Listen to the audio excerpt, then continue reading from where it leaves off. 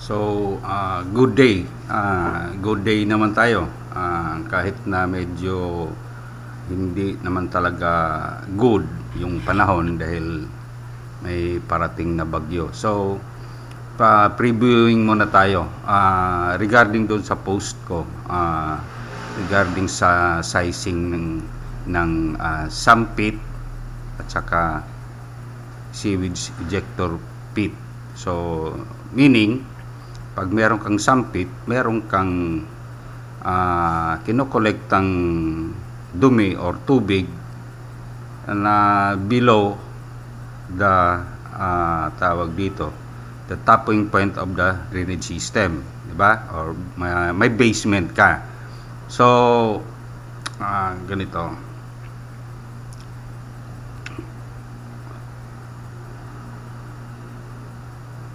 So, paano sinasize up ang sandpit? Hindi yan, hindi mata-mata yan. Maraming consideration dyan na kinukuha bago mag-size up ng sandpit. At the same time, para makuha mo yung capacity ng bomba mo na magbabato ng tubig from the basement to the drainage system sa ground level. Kasi otherwise, kung hindi mo makuha ang tamang or malapit sa katotohanan na flow rate ng bomba dyan, saka yung total dynamic head, babaha ang basement mo. Okay? Napakadelikado ang basement area. Siyempre, parking area yan, malubog yung mga kotse, o maraming damage ang mga mangyayari. Okay? So, paano nag-uumpisa? Siyempre, ano ang magdadala ng tubig from the basement to the sandpit? Paano niya kukolektahin yung tubig? So, meron tayong tinatawag na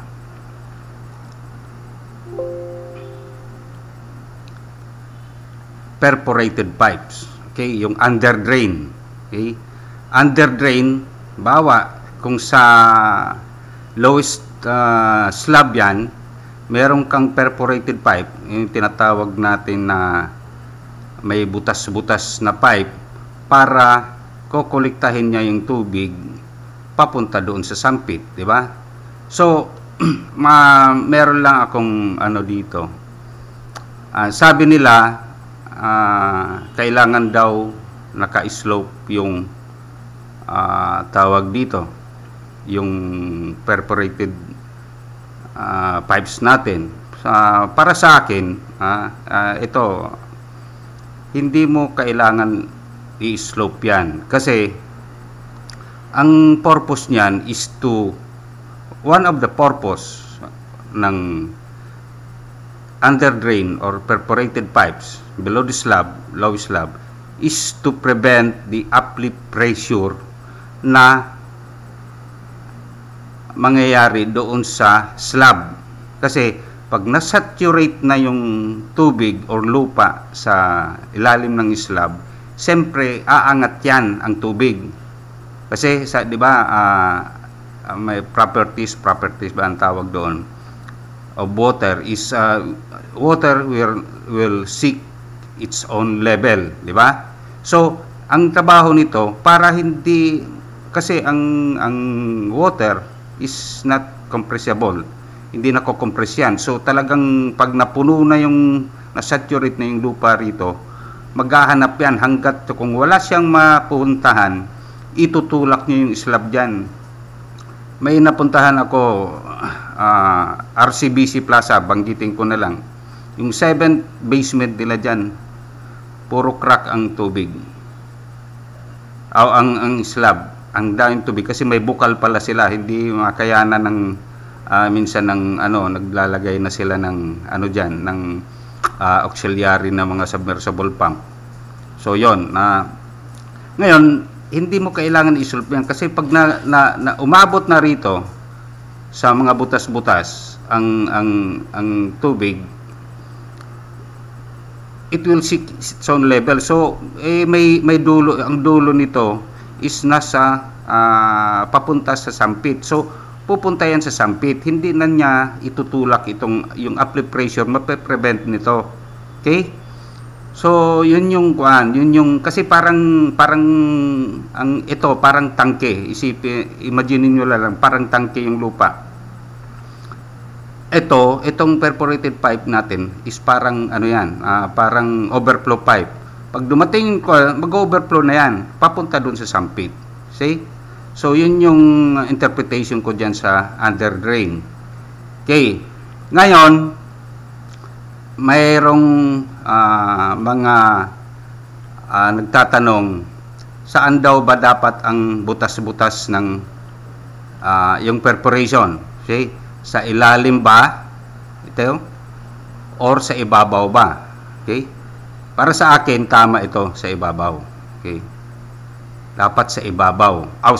Sa ilalim. Kasi nga dito manggagaling. Otherwise kung dito sa ibabaw, kahit merong nakabalot kasi yan ng pelter cloth, siyempre may papasok pa rin na mga graba-graba diyan or mga buhangin. Baka magbara-bara yan. Lalo lang hindi makapunta doon sa So dapat sa baba, okay? So yun yung perforation, okay?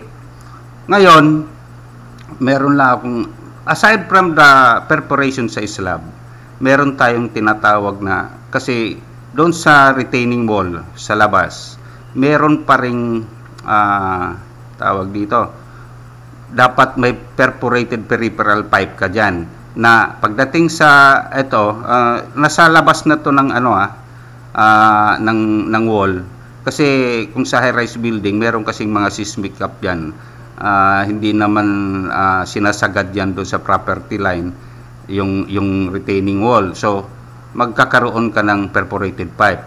Ang napansin ko lang tulad nito, kasi nangyari sa akin to, ito muna sa yung okay, meron kasing mga design na yung perforated pipe nila yan, ito yung retaining wall, ito yung retaining wall sa basement, okay, first basement, second, third, fourth, okay, meron ang peripheral pipe nila 100 perforated PVC perimeter drain. Ngayon pati sa taas naglalagay sila ng hindi lang dito sa lowest portion, naglalagay pa rin sila dito sa basta pag ito yung ground level, basement 1 pa lang may perforated peripheral pipe na sila. Anong purpose? Tapos nasa ibabaw pa ng slab. Anong purpose? 'Di ba ang properties nga ng water which will seek its own level. Kasi ito, ang purpose nito, yung peripheral pipe, yung tubig dyan sa gilid ng in between ng property line, bawa may building dito, ito yung building mo, may papasok na tubig dyan. Ngayon, hindi yan sasabihin ng tubig, uy, may perimeter perforated pipe dito na tayo, huwag na tayong bumaba doon. Bababa at bababa yan, antayin mo na lang dito sa baba yan. Tapos kukuliktahin mo, ipapasok mo ngayon doon, papunta sa sampit mo. So, nangyari kasi sa akin to, when I was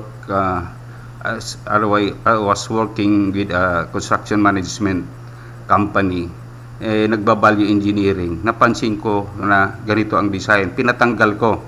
Ngayon, nag-debate kami nung representative ng designer, medyo tumiklop naman, tinanggal nga yan. At saka ito, bakit above the slab?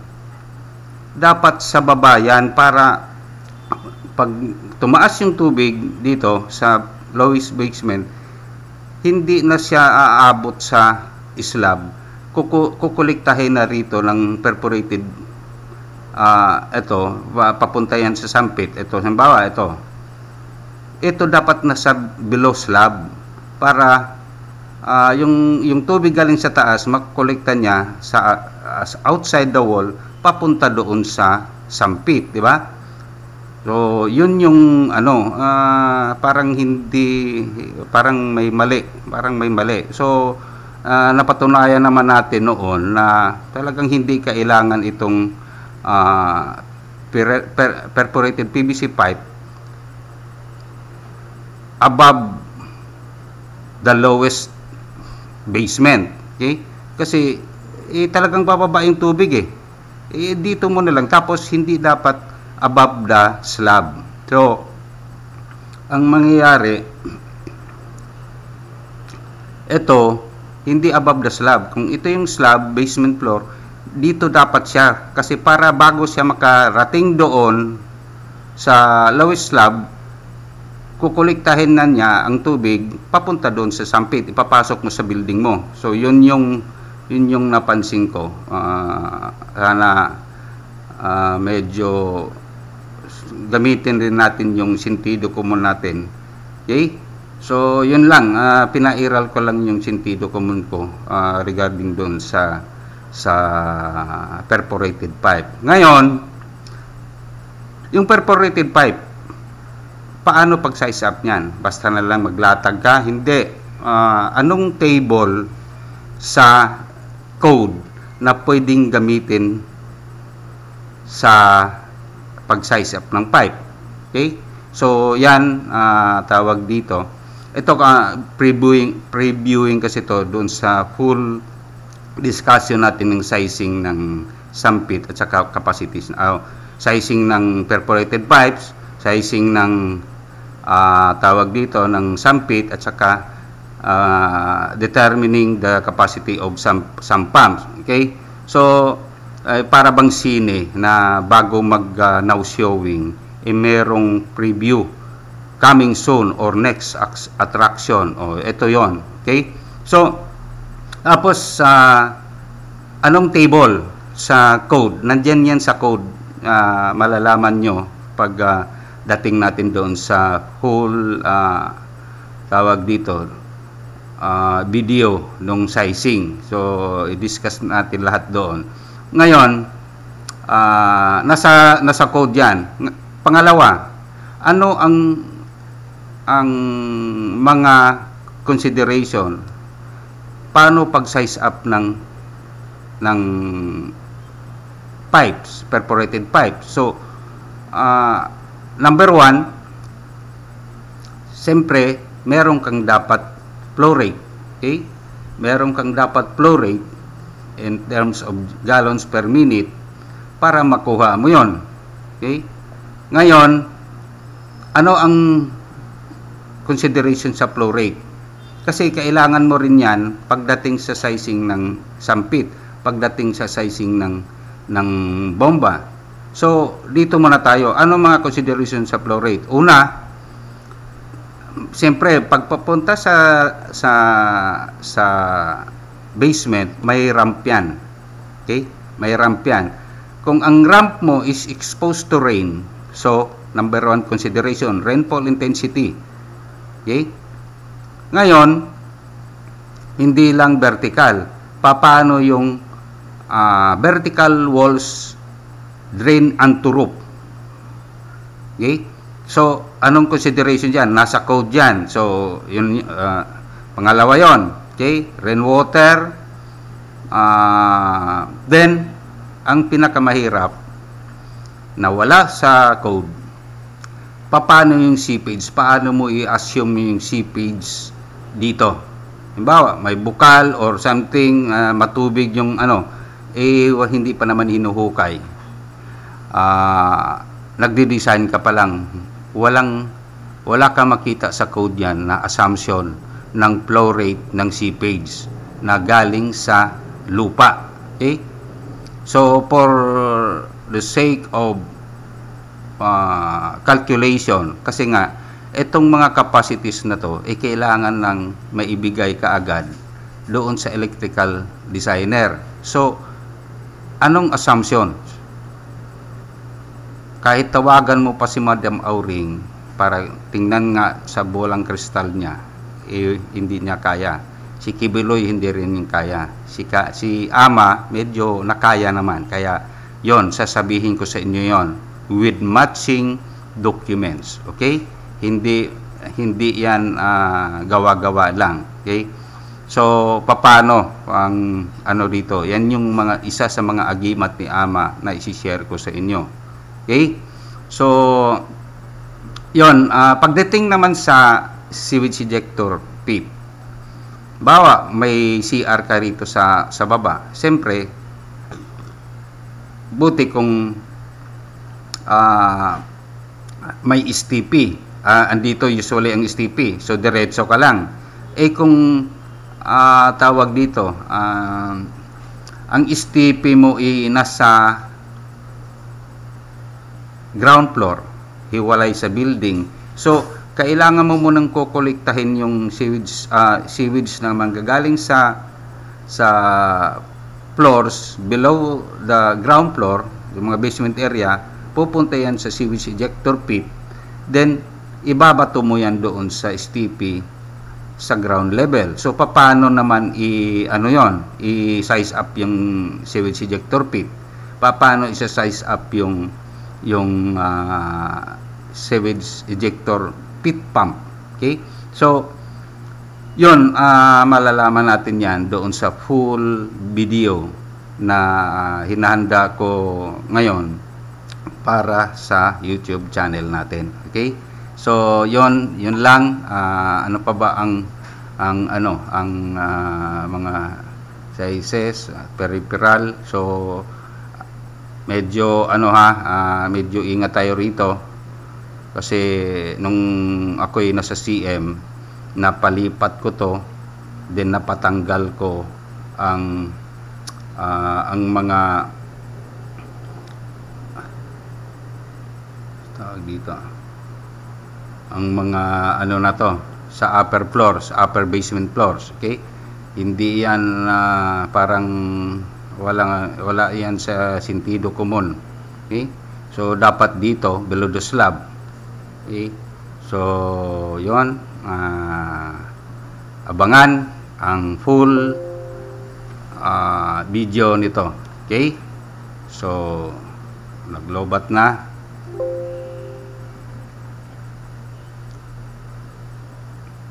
Thank you.